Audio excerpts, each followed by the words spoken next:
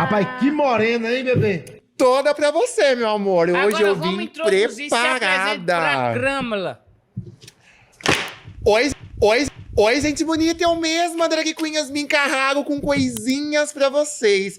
Pessoal, sou artista drag queen há 18 anos e eu faço o quê, meu amor? Eu faço tudo o que você quiser, mas o foco principal, eu sou animadora de festas, eu faço casamento, debutante, chá de panela, chá de cozinha, tico-tico no fubá, se você quiser também, eu faço com você. Também sou DJ, apresentadora, modelo, manequim, se você quiser até assusto casa, pagando um bom cachê, eu também faço isso. Entrega gás também, não? Lógico, meu amor, aqui ó, você não tem a noção. O negão que tem por detrás aqui dessa maquiagem. Tá uma cilada, viu? Você falou que vai em muitos lugares. Você, assim, em tudo que você vai, até velório,